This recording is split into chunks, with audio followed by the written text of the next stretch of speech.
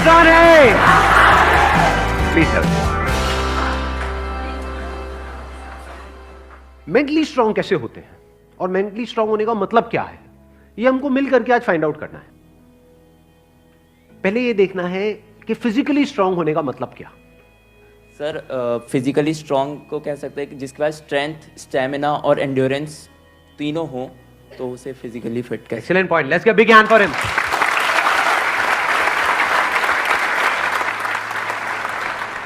क्या हम ये कह सकते हैं उसकी मसल स्ट्रांग हो? हाँ, क्योंकि कुछ भी लिफ्ट करने के लिए, सही। वेट उठाने के लिए मसल्स का स्ट्रांग होना जरूरी है। Right. मसल्स वीक होंगी तो आप नहीं कर पाओगे। हाँ।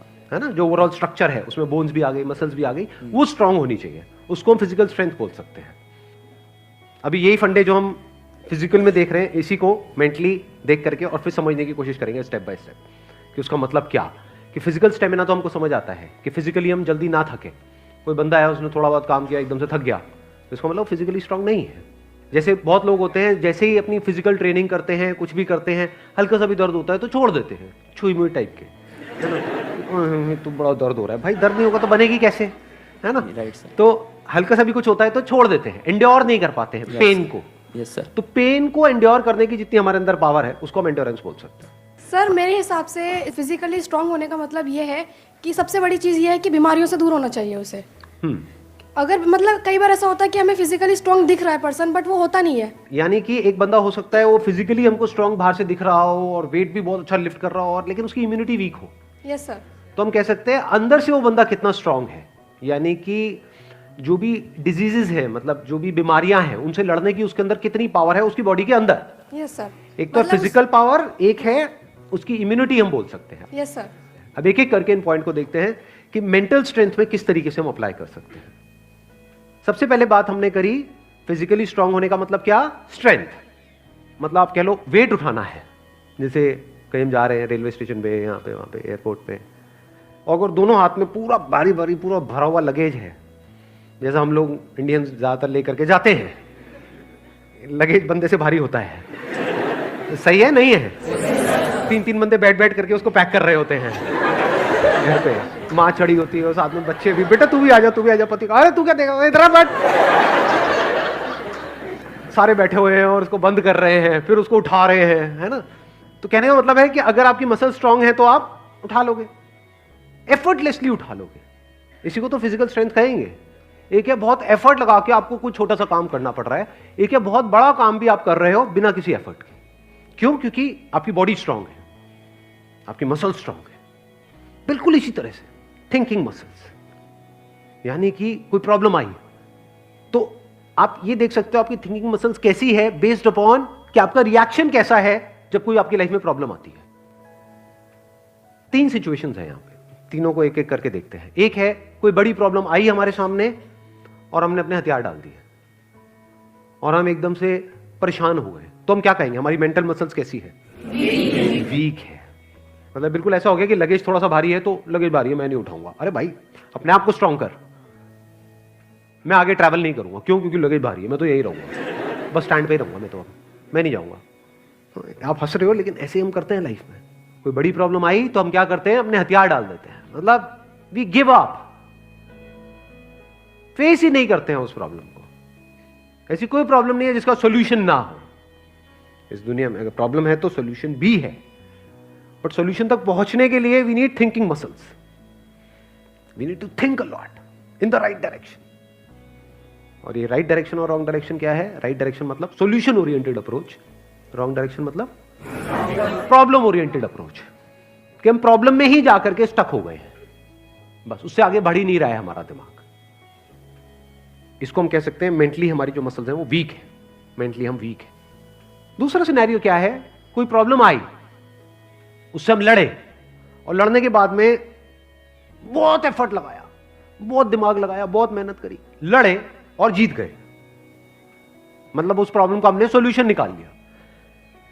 क्या हम कह सकते हैं कि आप मेंटली बहुत स्ट्रांग हो? नो। व्हाई? एग्जैक्टली बिकॉज आपको बहुत एफर्ट लगाना पड़ रहा है।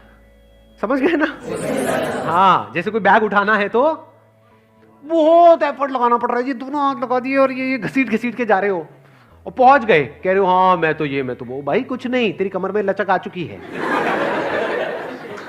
The second scenario is better than the first scenario but not as good as the third scenario. Third scenario क्या है?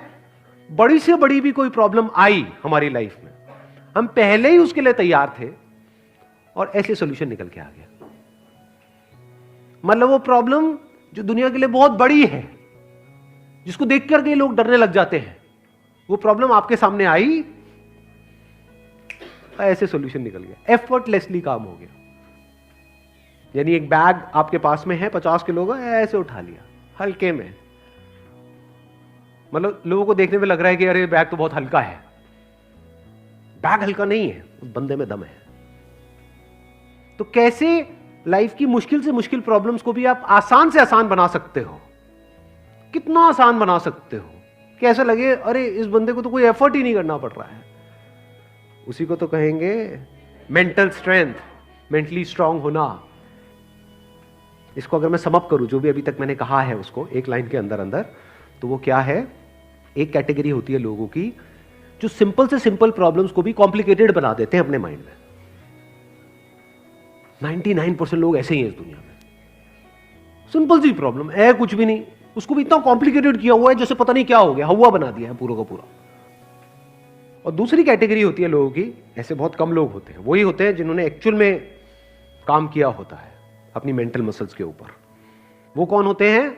जो कॉम्प्लिकेटेड से कॉम्प्लिकेटेड प्रॉब्लम्स होती हैं उनके सामने, जिसको देख करके ही बंदा कहे अरे यार ये तो बहुत कॉम्प्लिकेटेड है, उसको भी सिंपल बना देते हैं। जैसे फॉर एग्जांपल आपकी कोई रिलेशनशिप है किसी के साथ में और वहां पे बहुत क्लैशेस चल रहे हैं, बहुत मेजर कुछ इश्यूज हो रहे हैं। एक तो ये आपस में हम लड़ते मरते रहे कुत्ते बिल्ली की तरह, जैसे ज्यादातर घरों में होता है। उसका कोई सोल्यूशन निकल पाएगा कभी भी? नहीं। तो हमें क्या करना होगा? समझना होगा इस रिलेशनशिप में प्रॉब्लम है क्या। अज्यूम नहीं करना है पहले से कि प्रॉब्लम उसमें है या प्रॉब्लम मुझ में ही है। ये भी एक विक्टिम मेंटालिटी होती है, मेरे में ही कमी है, वो तो सब सही है बस मेरे में ही कमी है जी। ये भी बड़ी गंदी मेंटालिटी होती है, विक्टिम मेंटालिटी। या फिर तुझ में प्रॉब्लम है, मैं सही हूं तू गलत है। तो पर्सन को ना देखा जाए कि वो या वो, प्रॉब्लम को समझा जाए। प्रॉब्लम एग्जैक्टली क्या हो रही है रिलेशनशिप, वो जो क्लैश हो रही है उसकी जड़ क्या है, उसका कॉज क्या है। अगर वो हमको समझ आ जाता है बारीकी से, तो क्या वो प्रॉब्लम जड़ से ठीक नहीं हो जाती? और अगर हम उसको ना समझे और ऊपर ऊपर से ठीक करने की कोशिश करें, क्या वो कभी भी ठीक हो सकती है? कोई भी मिल करके क्या उसको ठीक करवा सकता है उस प्रॉब्लम को? जैसे दो लोगों के बीच में प्रॉब्लम हो रही है, कोई तीसरा आ जाए उनके बीच में मीडिएटर बन करके, मैं सॉल्व करवा दूंगा तुम्हारी प्रॉब्लम, तो कुछ देर के लिए तो वो समझौता करा सकता है, लेकिन अगर परमानेंट उसका सोल्यूशन चाहिए तो वो कैसे होगा? या तो दोनों को या दोनों में से किसी एक को बारीकी से समझना होगा ये नेचर ऑफ प्रॉब्लम क्या है। And that could be very simple. समझ गए? मतलब लगता क्या है, ये स्पेशली जो रिलेशनशिप्स की जो प्रॉब्लम्स होती है वो बहुत ही कॉम्प्लिकेटेड होती है, एक्सट्रीमली कॉम्प्लिकेटेड। समझ ही नहीं आ रहा होता क्या करें क्या ना करें। कई बार होता है कि बहुत ही सिंपल होता है उसका सोल्यूशन। अगर मान लो मेरी किसी के साथ में रिलेशनशिप है, उसमें कोई प्रॉब्लम हो रही है, तो उसको बारीकी से ऑब्जर्व किया, अच्छा प्रॉब्लम हो क्यों रही है और इतनी बड़ी प्रॉब्लम क्यों हो रही है, उसकी जड़ क्या है। तो जब जड़ तक गया तो मैंने देखा कि अच्छा मैं कुछ इस तरह से बोलता हूं जहां से पूरा खेल शुरू होता है।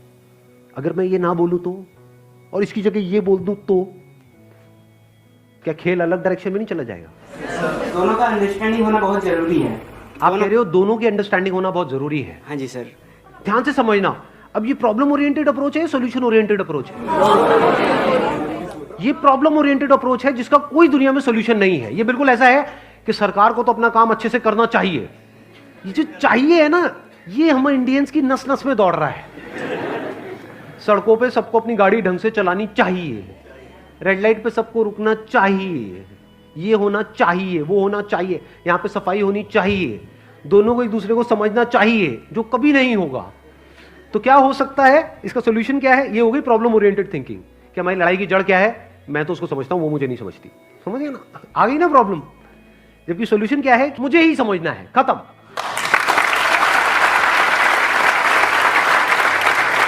Thank you so much for coming.